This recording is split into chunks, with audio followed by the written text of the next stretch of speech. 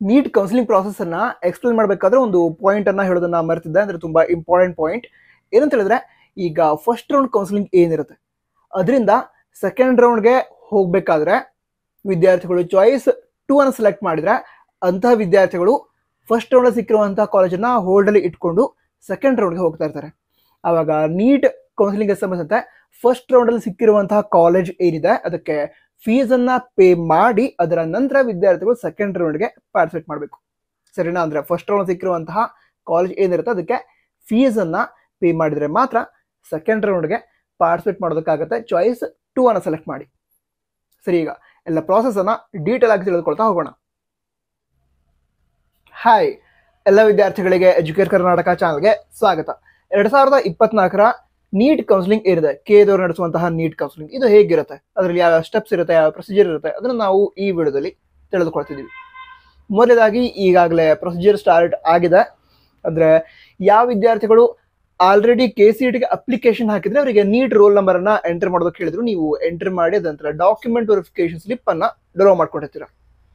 ನಂತರ ಯಾವ ವಿದ್ಯಾರ್ಥಿಗಳು KCETಗೆ ಅಪ್ಲಿಕೇಶನ್ ಹಾಕಿಲ್ಲ ಅಂತಹ ವಿದ್ಯಾರ್ಥಿಗಳಿಗೆ ಈಗ ಅಪ್ಲಿಕೇಶನ್ ಹಾಕೋದಕ್ಕೆ ಅವಕಾಶವನ್ನ ಕೊಟ್ಟಿದ್ದಾರೆ. ವಿದ್ಯಾರ್ಥಿಗಳು ಅಪ್ಲಿಕೇಶನ್ ಅನ್ನ ಹಾಕಿರ್ತಾರೆ. ಅಂದ್ರೆ ನೀವು ಅಪ್ಲಿಕೇಶನ್ ಹಾಕುವ ಅವಶ್ಯಕತೆ ಇದ್ರೆ ಅಪ್ಲಿಕೇಶನ್ ಅನ್ನ ಹಾಕಿರ್ತೀರ. ಅದ ನಂತರ ನಿಮಗೂ ಕೂಡ ಡಾಕ್ಯುಮೆಂಟ್ ವೆರಿಫಿಕೇಶನ್ ಸ್ಲಿಪ್ ಅನ್ನ ಡೌನ್ಲೋಡ್ ಮಾಡ್ಕೊಳ್ಳೋದಕ್ಕೆ ಆಪ್ಷನ್ ಕೊಡ್ತಾರೆ, ಡೌನ್ಲೋಡ್ ಮಾಡ್ಕೊಳ್ತೀರಾ. ಅದ ನಂತರ ಈಗ ನೀಟ್ಗೆ ಸಂಬಂಧಂತಹ ಕೋರ್ಸಸ್ ಏನಿದೆ, ಮೆಡಿಕಲ್, ಡೆಂಟಲ್ ಹಾಗೆ ಆಯುಷ್, ಈ ಕೋರ್ಸ್ಗಳಿಗೆ ಸಂಬಂಧಂತೆ ಆಪ್ಷನ್ ಎಂಟ್ರಿ ಮಾಡೋದಕ್ಕೆ ಡೇಟ್ಸ್ ಅನ್ನ ಅನೌನ್ಸ್ ಮಾಡ್ತಾರೆ. ಸರಿನಾ? ಅದ್ರ ನಂತರ ನೀವೇನ್ ಮಾಡಬೇಕು, ಈ ಆಪ್ಷನ್ ಎಂಟ್ರಿಯನ್ನ ಮಾಡಬೇಕು. ನಂತರ ಆಪ್ಷನ್ ಎಂಟ್ರಿ ಮಾಡಬೇಕಾದ್ರೆ ಒಂದು ವಿಷಯ ಗಮನದಲ್ಲಿ ಇರಲಿ. ಈಗ ನಿಮಗೆ ಕಾಲೇಜನ್ನು ಸೆಲೆಕ್ಟ್ ಮಾಡ್ತೀರಾ, ಅದರಲ್ಲಿ ಬೇರೆ ಬೇರೆ ರೀತಿಯ ಸೀಟ್ಗಳು ಇರುತ್ತೆ. ಅಂದ್ರೆ ಈಗ ಪ್ರೈವೇಟ್ ಸೀಟ್ ಇರುತ್ತೆ, NRI ಸೀಟ್ ಇರುತ್ತೆ, ಗೌರ್ಮೆಂಟ್ ಸೀಟ್ ಇರುತ್ತೆ.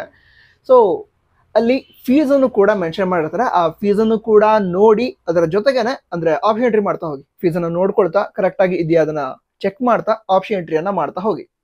ಓಕೆನಾ? ಅದಂತರ ಆಪ್ಷನ್ ಎಂಟ್ರಿಯನ್ನ ಮಾಡ್ತೀರಾ. ಆಪ್ಷನ್ ಎಂಟ್ರಿ ಆದ್ಮೇಲೆ ನೆಕ್ಸ್ಟ್ ಮಾಕ್ ಅಲಾಟ್ಮೆಂಟ್ ಅಂತ ಇರುತ್ತೆ. ಮಾಕ್ ಅಲಾಟ್ಮೆಂಟ್ ಅಂತ ಹೇಳಿದ್ರೆ ಡೆಮೋ ರೀತಿ. ನೀವೇನು ಆಪ್ಷನ್ ಎಂಟ್ರಿ ಮಾಡಿದ್ರ ಅದರ ಪ್ರಕಾರ ನಿಮಗೆ ಯಾವ ಕಾಲೇಜ್ ಸಿಗಬಹುದು ಅದನ್ನ ಕೇಂದ್ರ ತಿಳಿಸ್ತಾರೆ. ಅದನ್ನ ಮಾಕ್ ಅಲಾಟ್ಮೆಂಟ್ ಅಂತ ಕರೀತಾರೆ. ಸೊ ಮೆಡಿಕಲ್ ಕೋರ್ಸ್ಗೆ ಸಂಬಂಧ ಕೂಡ ಮಾಕ್ ಅಲಾಟ್ಮೆಂಟ್ ನಡೆಯುತ್ತೆ. ಈ ವರ್ಷ 2 ಬಾರಿ ಮಾಕ್ ಅಲಾಟ್ಮೆಂಟ್ ಅನ್ನ ಮಾಡ್ತೇವೆ ಅಂತ ಕೇದವರು ಅನೌನ್ಸ್ ಮಾಡಿದ್ರು. ಸೊ ಮೊದಲನೇ ಮಾಕ್ ಅಲಾಟ್ಮೆಂಟ್ ಇವತ್ತು ಅನೌನ್ಸ್ ಆಗ್ತಾ ಇದೆ. ಇದರಲ್ಲಿ ಎಂಜಿನಿಯರಿಂಗ್ ಮುಂತಾದ ವಿದ್ಯಾರ್ಥಿಗಳಿಗೆ, ಎಂಜಿನಿಯರಿಂಗ್ ಮಾಡುವಂತಹ ವಿದ್ಯಾರ್ಥಿಗಳಿಗೆ ಹಾಗೆ ನರ್ಸಿಂಗ್ ಮಾಡುವಂತಹ ವಿದ್ಯಾರ್ಥಿಗಳಿಗೆ ಮಾಕ್ ಅಲಾಟ್ಮೆಂಟ್ ಆಗುತ್ತೆ. ನಂತರ ಮೆಡಿಕಲ್, ಡೆಂಟಲ್, ಆಯುಷ್ ಈ ಎಲ್ಲ ಕೋರ್ಸ್ಗಳನ್ನ ಸೇರಿಸಿ 2ನೇ ಮಾಕ್ ಅಲಾಟ್ಮೆಂಟ್ ಅನ್ನು ಕೂಡ ಕೇದವರು ಮಾಡ್ತಾರೆ. ಅದ್ರ ಬಗ್ಗೆ ಡೇಟ್ ಅನ್ನ ಅನೌನ್ಸ್ ಮಾಡಿದಾಗ ಹೇಳ್ತೀವಿ. ಸರಿ, ಈಗ 2 ಬಾರಿ ಮಾಕ್ ಅಲಾಟ್ಮೆಂಟ್ ಆಗುತ್ತೆ ಈ ವರ್ಷ. 2ನೇ ಮಾಕ್ ಅಲಾಟ್ಮೆಂಟ್ ಅಲ್ಲಿ ಮೆಡಿಕಲ್ ವಿದ್ಯಾರ್ಥಿಗಳು ಕೂಡ, ಅದ್ರ ಜೊತೆ ಮೆಡಿಕಲ್, ಡೆಂಟಲ್, ಆಯುಷ್ ಈ ಎಲ್ಲ ಕೋರ್ಸ್ ಅನ್ನ ಮಾಡುವಂತಹ ವಿದ್ಯಾರ್ಥಿಗಳು ಕೂಡ ಮಾಕ್ ಅಲಾಟ್ಮೆಂಟ್ ಆಗುತ್ತೆ. ಮಾಕ್ ಅಲಾಟ್ಮೆಂಟ್ ಆದ್ಮೇಲೆ ಆಪ್ಷನ್ ಎಂಟ್ರಿ ಏನಿದೆ ಅದನ್ನ ಎಡಿಟ್ ಮಾಡೋದಕ್ಕೆ ಚಾನ್ಸ್ ಕೊಡ್ತಾರೆ. ಅವಾಗ ಎಡಿಟ್ ಮಾಡೋದಕ್ಕೆ ಚಾನ್ಸ್ ಕೊಟ್ಟಾಗ ನೀವೇನಾದ್ರು ಮಿಸ್ಟೇಕ್ ಮಾಡಿದಿರ ಅಂತ ಅನ್ಸಿದ್ರೆ ಆಪ್ಷನ್ ಎಂಟ್ರಿಯಲ್ಲಿ ಅದನ್ನ ಎಡಿಟ್ ಮಾಡಿ ಸರಿ ಮಾಡ್ಕೊಳ್ಬಹುದು. ಸರಿನಾ? ಎಡಿಟ್ ಮಾಡಿ ಸರಿ ಮಾಡಿದ ನಂತರ ಇರುವಂತಹ ಆಪ್ಷನ್ ಎಂಟ್ರಿ ಏನಿದೆ ಅದು ಫೈನಲ್ ಆಪ್ಷನ್ ಎಂಟ್ರಿ ಆಗಿರುತ್ತೆ. ಹಾಗಿದ್ರೆ ನಿಮ್ಮ ಫೈನಲ್ ಆಪ್ಷನ್ ಎಂಟ್ರಿ ಏನಿದೆ ಅದರ ಪ್ರಕಾರ ಈ ಫಸ್ಟ್ ರೌಂಡ್ ಸೀಟ್ ಅಲಾಟ್ಮೆಂಟ್ ಆಗತ್ತೆ. ಓಕೆನಾ? ಈಗ ಸೀಟ್ ಅಲಾಟ್ಮೆಂಟ್ ಆದ್ಮೇಲೆ ನೆಕ್ಸ್ಟ್ ಪ್ರಾಸೆಸ್ ಅಂತ ಹೇಳಿದ್ರೆ ಚಾಯ್ಸ್ ಎಂಟ್ರಿ ಅಂತ. ಈಗ ಚಾಯ್ಸ್ ಎಂಟ್ರಿ ಬಗ್ಗೆ ತಿಳಿದುಕೊಳ್ತಾ ಹೋಗೋದಾದ್ರೆ, ಈಗ ಯಾವ್ದಾದ್ರು ವಿದ್ಯಾರ್ಥಿಗಳಿಗೆ ಸೀಟ್ ಅಲಾಟ್ ಆಗಿದೆ, ಈಗ ಸೀಟ್ ಅಲಾಟ್ ಆಗಿದೆ, ಅವರಿಗೆ ಅಲಾಟ್ ಆಗಿರುವಂತಹ ಕಾಲೇಜ್ ಅವರಿಗೆ ಇಷ್ಟ ಇದೆ. ಅವಾಗ ಏನ್ ಮಾಡಬಹುದು, ಅವರು ಅಲ್ಲಿ ಹೋಗಿ ಅಡ್ಮಿಷನ್ ನ ಮಾಡಿಸ್ಕೋಬಹುದು. ಅಡ್ಮಿಷನ್ಗೆ ಪ್ರಾಸೆಸ್ ಏನಿರುತ್ತೆ ಅಂತ ಹೇಳಿದ್ರೆ, ನಿಮಗೆ ಕಾಲೇಜ್ ಅಲಾಟ್ ಮಾಡಿರ್ತಾರೆ. ಚಾಯ್ಸ್ ಎಂಟ್ರಿಯಲ್ಲಿ ಚಾಯ್ಸ್ 1 ಅಂತ ಇರುತ್ತೆ. ಆ ಚಾಯ್ಸ್ 1 ಸೆಲೆಕ್ಟ್ ಮಾಡಿದ್ರೆ ಫೀ ಪೇಮೆಂಟ್ ಮಾಡೋದಕ್ಕೆ ಆಪ್ಷನ್ ಕೊಡ್ತಾರೆ. ಫೀ ಪೇಮೆಂಟ್ ಮಾಡಬೇಕು. ಅದ ನಂತರ ಎಲ್ಲ ಒರಿಜಿನಲ್ ಡಾಕ್ಯುಮೆಂಟ್ಸ್ ಏನಿರುತ್ತೆ ಅದನ್ನ ತೆಗೆದುಕೊಂಡು ಅಡ್ಮಿಷನ್ ಅನ್ನ ಕಂಪ್ಲೀಟ್ ಮಾಡಬೇಕು. ಸರಿನಾ? ಹಾಗಿದ್ರೆ ಈಗ ಯಾವ ವಿದ್ಯಾರ್ಥಿಗಳು ಅಲಾಟ್ ಆಗಿರುವಂತಹ ಕಾಲೇಜ್ ಇಷ್ಟ ಇದೆ ಅಂತ ಚಾಯ್ಸ್ 1 ಸೆಲೆಕ್ಟ್ ಮಾಡಿ ಫೀಸ್ ಅನ್ನ ಪೇಮೆಂಟ್ ಮಾಡಿ ಅಡ್ಮಿಷನ್ ಮಾಡ್ಕೊಳ್ತಾರೆ, ಅವರು ಕೌನ್ಸಿಲಿಂಗ್ ಇಂದ ಹೊರಗಡೆ ಹೋದ್ರೀತಿ. ಅಂದ್ರೆ ಅಡ್ಮಿಷನ್ ಆಯ್ತು, ಮತ್ತೆ ನೆಕ್ಸ್ಟ್ ರೌಂಡ್ಗೆ ಯಾಕೆ ಹೋಗ್ತಾರೆ? ಅವ್ರಿಗೆ ಇಷ್ಟ ಇರುವಂತ ಕಾಲೇಜ್ ಸಿಕ್ಕಿದೆ, ಅವ್ರ ಅಡ್ಮಿಷನ್ ಆಗೋಯ್ತು. ಹಾಗಾದ್ರೆ ಮತ್ತೆ ನೆಕ್ಸ್ಟ್ ಸೆಕೆಂಡ್ ರೌಂಡ್ಗೆ ಯಾಕೆ ಹೋಗ್ತಾರೆ? ಅವರು ಹೋಗಲ್ಲ. ಹಾಗಿದ್ರೆ ಅವರು ಕೌನ್ಸಿಲಿಂಗ್ ಇಂದ ಎಕ್ಸಿಟ್ ಆದ ರೀತಿ ಆಯ್ತು, ಅವರ ಅಡ್ಮಿಷನ್ ಆಯ್ತು. ಈಗ ಚಾಯ್ಸ್ 2 ಅನ್ನ ಯಾರು ಸೆಲೆಕ್ಟ್ ಮಾಡಬೇಕು ಅಥವಾ ಯಾರಿಗೆ ಚಾಯ್ಸ್ 2 ಹೆಲ್ಪ್ ಆಗುತ್ತೆ ಅಂತ ತಿಳ್ಕೊಳ್ಳೋದಾದ್ರೆ, ಈಗ ಅವ್ರು ಆಪ್ಷನ್ ಎಂಟ್ರಿ ಮಾಡಿದರೆ, ಅವರಿಗೆ ಒಂದು ಕಾಲೇಜನ್ನ ಅಲಾಟ್ ಮಾಡಿದ್ದಾರೆ. ಅಲಾಟ್ ಆದ ನಂತರ ಅವರಿಗೆ ಅಲಾಟ್ ಆಗಿರುವಂತ ಕಾಲೇಜ್ ಇಷ್ಟ ಇದೆ, ಬಟ್ ಇದಕ್ಕಿಂತ ಒಳ್ಳೆ ಕಾಲೇಜ್ ಸಿಗತ್ತಾ ಅದನ್ನ ಚೆಕ್ ಮಾಡಬೇಕು ಅಂತಿದ್ದಾರೆ. ಸರಿನಾ? ಹಾಗಿದ್ದಾಗ ಅಂತ ವಿದ್ಯಾರ್ಥಿ ಮಾಡ್ಬೋದು ಚಾಯ್ಸ್ 2 ಅನ್ನು ಸೆಲೆಕ್ಟ್ ಮಾಡಬಹುದು. ಚಾಯ್ಸ್ 2 ಸೆಲೆಕ್ಟ್ ಮಾಡಿದ್ರೆ ಏನಾಗುತ್ತೆ ಅಂತ ಹೇಳಿದ್ರೆ, ಈಗ ಫಸ್ಟ್ ರೌಂಡ್ ಅಲ್ಲಿ ಅವರಿಗೆ ಅಲಾಟ್ ಆಗಿರುವಂತಹ ಕಾಲೇಜ್ ಬ್ಯಾಕಪ್ ಆಗಿ ಅಥವಾ ಹೋಲ್ಡ್ ಅಲ್ಲಿ ಇರತ್ತೆ. ಅವ್ರೀಗ ಸೆಕೆಂಡ್ ರೌಂಡ್ ಅಲ್ಲಿ ಬೇರೆ ಕಾಲೇಜನ್ನ ಅಲಾಟ್ ಮಾಡೋದಕ್ಕೆ ಟ್ರೈ ಮಾಡ್ತಾರೆ. ಈಗ ಸೆಕೆಂಡ್ ರೌಂಡ್ ಅಲ್ಲಿ ಯಾವುದೇ ಕಾಲೇಜ್ ಅಲಾಟ್ ಆಗದೆ ಇದ್ರೆ ಫಸ್ಟ್ ರೌಂಡ್ ಸಿಕ್ಕಿರುವಂತಹ ಕಾಲೇಜ್ ಏನಿದೆ ಅಲ್ಲಿ ಹೋಗಿ ಅಡ್ಮಿಷನ್ ಮಾಡ್ಕೊಳ್ಳೋದಕ್ಕಾಗತ್ತೆ. ಈಗ ಸೆಕೆಂಡ್ ರೌಂಡ್ ಅಲ್ಲಿ ಸೀಟ್ ಸಿಕ್ತು ಅಂತ ಹೇಳಿದ್ರೆ ಅವಾಗ ಫಸ್ಟ್ ರೌಂಡ್ ಅಲ್ಲಿ ಸಿಕ್ಕಿರುವಂತಹ ಕಾಲೇಜ್ ತಾನಾಗೆ ಡಿಲೀಟ್ ಆಗುತ್ತೆ. ಅಂದ್ರೆ ಅವರಿಗೆ ಸೆಕೆಂಡ್ ರೌಂಡ್ ಅಲ್ಲಿ ಒಂದು ಕಾಲೇಜ್ ಅಲಾಟ್ ಆಯಿತು, ಫಸ್ಟ್ ರೌಂಡ್ ಅಲ್ಲೂ ಒಂದು ಕಾಲೇಜ್ ಅಲಾಟ್ ಆಗಿತ್ತು. ಫಸ್ಟ್ ರೌಂಡ್ ಅಲ್ಲಿ ಕಾಲೇಜ್ ಅಲಾಟ್ ಆದಾಗ ಚಾಯ್ಸ್ 2 ಸೆಲೆಕ್ಟ್ ಮಾಡಿ ಸೆಕೆಂಡ್ ರೌಂಡ್ಗೆ ಹೋದ್ರು ಅವರು. ಈಗ ಸೆಕೆಂಡ್ ರೌಂಡ್ ಕಾಲೇಜ್ ಅಲಾಟ್ ಆದ್ಮೇಲೆ ಫಸ್ಟ್ ರೌಂಡ್ ಕಾಲೇಜ್ ತಾನಾಗೆ ಡಿಲೀಟ್ ಆಗುತ್ತೆ. ಅವಾಗ ಚಾಯ್ಸ್ ಇರಲ್ಲ. ಅಂದ್ರೆ ಫಸ್ಟ್ ರೌಂಡ್ ಕಾಲೇಜು ಅಥವಾ ಸೆಕೆಂಡ್ ರೌಂಡ್ ಕಾಲೇಜ್ ಎರಡರಲ್ಲಿ ಯಾವ್ದಾದ್ರು ಒಂದು ಸೆಲೆಕ್ಟ್ ಮಾಡ್ಬೋದಾ, ಆ ರೀತಿ ಇರಲ್ಲ. ಸೆಕೆಂಡ್ ರೌಂಡ್ ಅಲ್ಲಿ ಬೇರೆ ಕಾಲೇಜ್ ಅಲಾಟ್ ಆದ್ರೆ ಅಲ್ಲಿ ಹೋಗಿ ಅಡ್ಮಿಷನ್ ಮಾಡ್ಕೊಳ್ಬೇಕು. ನಂತರ ಅದೇ ಫಸ್ಟ್ ರೌಂಡ್ ಅಲ್ಲಿ ಸಿಕ್ಕಿರುವಂತಹ ಕಾಲೇಜ್ ತಾನಾಗೆ ಡಿಲೀಟ್ ಆಗುತ್ತೆ. ಓಕೆನಾ? ಇದು ಚಾಯ್ಸ್ 2. ನಂತರ ಅದೇ ಚಾಯ್ಸ್ 2 ಸೆಲೆಕ್ಟ್ ಮಾಡಿದಂಥ ವಿದ್ಯಾರ್ಥಿಗಳು ಕೂಡ ಸೆಕೆಂಡ್ ರೌಂಡ್ ಅಲ್ಲಿ ಪಾರ್ಟಿಸಿಪೇಟ್ ಮಾಡ್ತಾರೆ. ಈಗ ಚಾಯ್ಸ್ 3 ಅಂದ್ರೆ ಏನು ಅಂತ ತಿಳ್ಕೊಳ್ತಾರೆ. ಅವರಿಗೆ ಫಸ್ಟ್ ರೌಂಡ್ ಅಲ್ಲಿ ಯಾವುದೋ ಒಂದು ಕಾಲೇಜ್ ಅಲಾಟ್ ಆಯ್ತು, ಸರಿನಾ? ಫಸ್ಟ್ ರೌಂಡ್ ಒಂದು ಕಾಲೇಜ್ ಅಲಾಟ್ ಆಯ್ತು, ಆ ಕಾಲೇಜ್ ಅವರಿಗೆ ಇಷ್ಟ ಇಲ್ಲ. ಆ ಕಾಲೇಜನ್ನ ಆಪ್ಷನ್ ಎಂಟ್ರಿ ಲಿಸ್ಟ್ ಇಂದ ಡಿಲೀಟ್ ಮಾಡಿ ನಾನೀಗ ಸೆಕೆಂಡ್ ರೌಂಡ್ ಅಲ್ಲಿ ಬೇರೆ ಕಾಲೇಜ್ ಅಲಾಟ್ ಆಗುತ್ತಾ ಅದನ್ನ ಚೆಕ್ ಮಾಡಬೇಕು ಅಂತ ನೆಕ್ಸ್ಟ್ ರೌಂಡ್ಗೆ ಹೋಗ್ತಾ ಇದ್ದೀನಿ. ಆ ರೀತಿ ಇದ್ರೆ ಅಂತ ವಿದ್ಯಾರ್ಥಿಗಳು ಚಾಯ್ಸ್ 3 ಅನ್ನು ಸೆಲೆಕ್ಟ್ ಮಾಡಬಹುದು.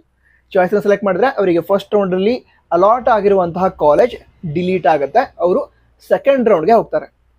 ನಂತರ ಈ ಮೆಡಿಕಲ್ ಕೋರ್ಸ್ಗಳಿಗೆ ಸಂಬಂಧಿಸಿದಂತೆ ಕೌನ್ಸಿಲಿಂಗ್ ಅಲ್ಲಿ ಪಾರ್ಟಿಸಿಪೇಟ್ ಮಾಡ್ತಿರುವಂಥ ವಿದ್ಯಾರ್ಥಿಗಳು ಫಸ್ಟ್ ರೌಂಡ್ ಇಂದ ಸೆಕೆಂಡ್ ರೌಂಡ್ಗೆ ಹೋಗ್ಬೇಕು ಅಂತ ಹೇಳಿದ್ರೆ ಅವರಿಗೆ ಫಸ್ಟ್ ರೌಂಡ್ ಅಲ್ಲಿ ಅಲಾಟ್ ಆಗಿರುವಂತಹ ಕಾಲೇಜ್ ಬೇಡ, ಅದನ್ನ ಚಾಯ್ಸ್ ಸೆಲೆಕ್ಟ್ ಮಾಡಿ ಕ್ಯಾನ್ಸಲ್ ಮಾಡಿ ನೆಕ್ಸ್ಟ್ ರೌಂಡ್ಗೆ ಹೋಗ್ತೀನಿ ಅಥವಾ ಸೆಕೆಂಡ್ ರೌಂಡ್ ಹೋಗ್ತೀನಿ ಅಂತ ಹೇಳಿದ್ರೆ ಅಂತ ವಿದ್ಯಾರ್ಥಿಗಳು ಕಾಷನ್ ಡಿಪಾಸಿಟ್ ಅಂತ ಇರುತ್ತೆ, ಅದನ್ನ ಪೇ ಮಾಡಬೇಕಾಗುತ್ತೆ ಕೇದವರಿಗೆ.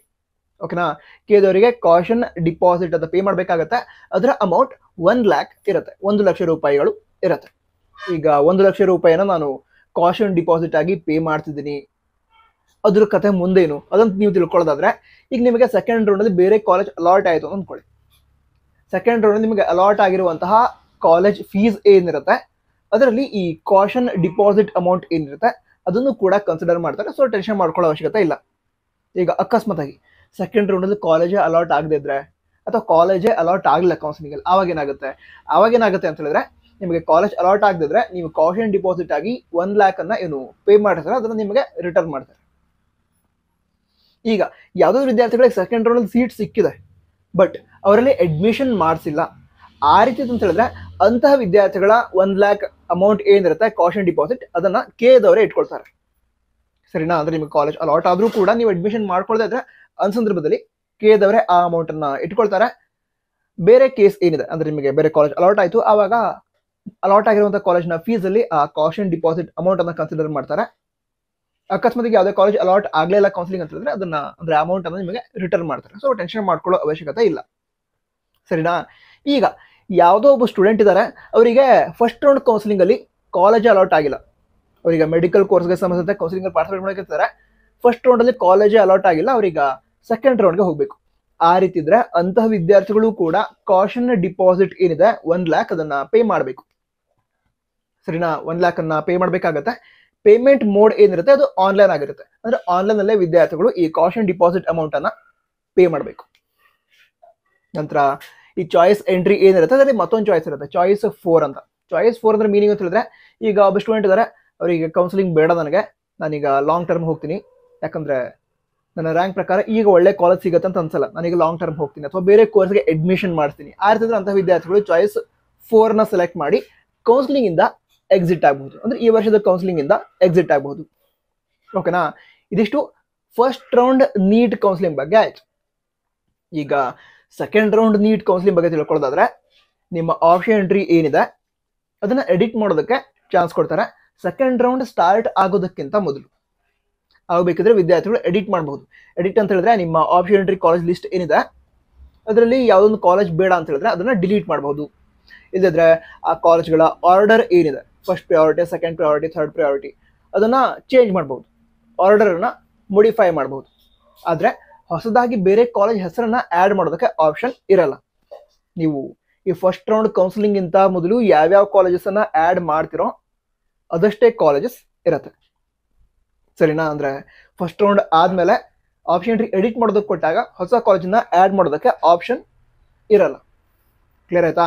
ಹಾಗಿದ್ರೆ ನಿಮ್ಮ ಆಪ್ಷನ್ ಎಂಟ್ರಿ ಏನಿದೆ ಅದು ಮಾಡಿಫೈ ಮಾಡಿದ ನಂತರ, ಅಂದರೆ ಆರ್ಡರ್ ಚೇಂಜ್ ಮಾಡಬೇಕು ಅಂತಂದರೆ ಕಾಲೇಜ್ಗಳ ಆರ್ಡರ್ನ ಚೇಂಜ್ ಮಾಡೋದು, ಅಥವಾ ಯಾವುದೋ ಕಾಲೇಜ್ ಬೇಡ ಅಂತ ಹೇಳಿದ್ರೆ ಅದನ್ನ ಡಿಲೀಟ್ ಮಾಡ್ಬೋದು. ಈ ರೀತಿ ಎಡಿಟಿಂಗ್ ಆದ ನಂತರ ಸೆಕೆಂಡ್ ರೌಂಡ್ ಸೀಟ್ ಅಲಾಟ್ಮೆಂಟ್ ಆಗುತ್ತೆ. ಈಗ ಸೆಕೆಂಡ್ ರೌಂಡಲ್ಲಿ ನಿಮಗೆ ಯಾವ ಕಾಲೇಜ್ ಅಲಾಟ್ ಆಗುತ್ತೋ ಅಲ್ಲಿ ಹೋಗಿ ಅಡ್ಮಿಷನ್ ಮಾಡಿಸ್ಕೊಳ್ಳೋದು ಕಂಪಲ್ಸರಿ ಆಗಿರುತ್ತೆ. ನಂತರ ಸೆಕೆಂಡ್ ರೌಂಡ್ ಸೀಟ್ ಅಲಾಟ್ಮೆಂಟ್ ಆದಮೇಲೆ ನೀಟ್ ಕೌನ್ಸಿಲಿಂಗಲ್ಲಿ ಚಾಯ್ಸ್ ಎಂಟ್ರಿ ಇರಲ್ಲ. ನಿಮಗೆ ಕಾಲೇಜ್ ಅಲಾಟ್ ಆಗಿದೆ ಅಂತ ಹೇಳಿದ್ರೆ ಏನು ಮಾಡ್ತೀರಾ? ಅಲ್ಲಿ ಹೋಗಿ ಅಡ್ಮಿಷನ್ ಮಾಡಿಸ್ಲೇಬೇಕು. ಸೊ ಕಾಲೇಜ್ನ ಫೀಸನ್ನು ಪೇ ಮಾಡ್ತೀರಾ, ನಂತರ ಕಾಲೇಜ್ಗೆ ಹೋಗಿ ಅಡ್ಮಿಷನ್ನ ಕಂಪ್ಲೀಟ್ ಮಾಡ್ತೀರಾ. ಈ ರೀತಿ ಸೆಕೆಂಡ್ ರೌಂಡ್ ಕಂಪ್ಲೀಟ್ ಆಗುತ್ತೆ.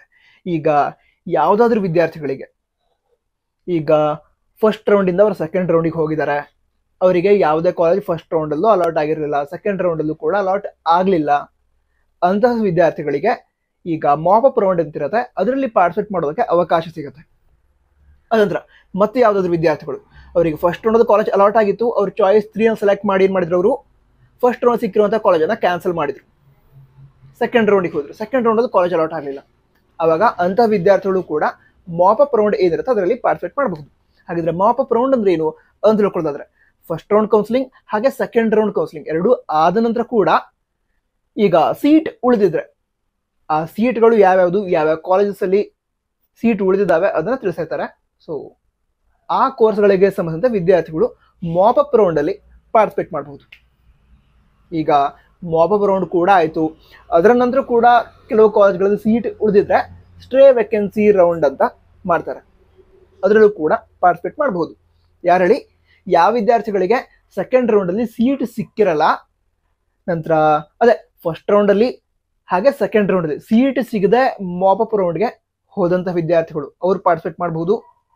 ಅದ ನಂತರ ಈಗ ಯಾವ ವಿದ್ಯಾರ್ಥಿಗಳಿಗೆ ಫಸ್ಟ್ ರೌಂಡ್ ಸೀಟ್ ಸಿಕ್ಕಿರುತ್ತೆ, ಚಾಯ್ಸ್ ಸೆಲೆಕ್ಟ್ ಮಾಡಿ ಸೀಟ್ ಕ್ಯಾನ್ಸಲ್ ಮಾಡಿಕೊಂಡು ಸೆಕೆಂಡ್ ರೌಂಡಿಗೆ ಬಂದಿರ್ತಾರೆ, ಸೆಕೆಂಡ್ ರೌಂಡಲ್ಲಿ ಸೀಟ್ ಸಿಗಲ್ಲ, ಅವರು ಕೂಡ ಮಾಪಪ್ ರೌಂಡಲ್ಲಿ ಪಾರ್ಟಿಸಿಪೇಟ್ ಮಾಡಬಹುದು. ಹಾಗೆ ಮಾಪಪ್ ರೌಂಡಲ್ಲೂ ಕೂಡ ಸೀಟ್ ಸಿಗದೆ ಇದ್ರೆ ಅವರು ಏನು ಮಾಡ್ಬೋದು ಹೇಳಿ, ಸ್ಟ್ರೇ ವೇಕೆನ್ಸಿ ರೌಂಡ್ ಅದರಲ್ಲಿ ಪಾರ್ಟಿಸಿಪೇಟ್ ಮಾಡಬಹುದು. ನಂತರ ಮಾಪಪ್ ರೌಂಡ್ ಹಾಗೆ ಸ್ಟ್ರೇ ವೇಕೆನ್ಸಿ ರೌಂಡ್ ಏನಿದೆ ಅದನ್ನು ಕೂಡ ಆನ್ಲೈನ್ ಮೋಡಲ್ಲೇ ನಡೆಸ್ತಾರೆ. ನಂತರ ಈ ಮಾಪಪ್ ರೌಂಡ್ ಅದೇ ರೀತಿ ಸ್ಟ್ರೇ ವೇಕೆನ್ಸಿ ರೌಂಡ್ ಇದು ಆಗೋದು ಯಾವ ಸಂದರ್ಭದಲ್ಲಿ ಅಂತ ಹೇಳಿದ್ರೆ, ಫಸ್ಟ್ ರೌಂಡ್ ಹಾಗೆ ಸೆಕೆಂಡ್ ರೌಂಡ್ ಎರಡೂ ಮುಗಿದ ನಂತರ ಕೂಡ ಸೀಟ್ ಉಳಿದಿದ್ರೆ ಮಾತ್ರ ಮಾಪಪ್ ರೌಂಡ್ ಅನ್ನ ನಡೆಸ್ತಾರೆ. ಈಗ ಮಾಪಪ್ ರೌಂಡ್ ಆದ ನಂತರ ಕೂಡ ಸೀಟ್ ಬಾಕಿ ಉಳಿದಿದ್ರೆ ಅಂತ ಸಂದರ್ಭದಲ್ಲಿ ಸ್ಟ್ರೇ ವೇಕೆನ್ಸಿ ರೌಂಡ್ ನಡೆಯುತ್ತೆ. ಈಗ ಅದೇ ಸೆಕೆಂಡ್ ರೌಂಡ್ ನಂತರ ಸೀಟೇ ಉಳಿದಿಲ್ಲ, ಆವಾಗ ಮಾಪಪ್ ರೌಂಡೇ ನಡೆಯಲ್ಲ, ಸರಿನಾ? ಈಗ ಮಾಪಪ್ ರೌಂಡ್ ಆಯಿತು, ಆವಾಗ ಎಲ್ಲ ಸೀಟ್ ಫುಲ್ ಆಯಿತು, ಆವಾಗ ಸ್ಟ್ರೇ ವೇಕೆನ್ಸಿ ರೌಂಡ್ ನಡೆಯಲ್ಲ. ಅಕಸ್ಮಾತ್ ಸೀಟ್ ಉಳಿದಿದ್ರೆ ಏನು ಸೆಕೆಂಡ್ ರೌಂಡ್ ನಂತರ ಸೀಟ್ ಉಳಿದಿದ್ರೆ ಮಾಪಪ್ ರೌಂಡ್ ನಡೆಯುತ್ತೆ, ಮಾಪಪ್ ರೌಂಡ್ ನಂತರ ಕೂಡ ಸೀಟ್ ಉಳಿದಿದ್ರೆ ಯಾವುದು ಸ್ಟ್ರೇ ವೇಕೆನ್ಸಿ ರೌಂಡ್ ನಡೆಯುತ್ತೆ. ಈ ರೀತಿ ಪ್ರಾಸೆಸ್ ಇರುತ್ತೆ. ಬೇರೆ ಏನಾದರೂ ಡೌಟ್ಸ್ ಇದ್ರೆ ಕಮೆಂಟ್ ಬಾಕ್ಸ್ ತಿಳಿಸಿ. ಈ ಚಾನಲ್ಗೆ ಮೊದಲುವರೆಗೆ ವಿಸಿಟ್ ಮಾಡಿದ್ರೆ ಸಬ್ಸ್ಕ್ರೈಬ್ ಮಾಡಿ. ನಂತರ all the best. Jai Hind, Vande Mataram.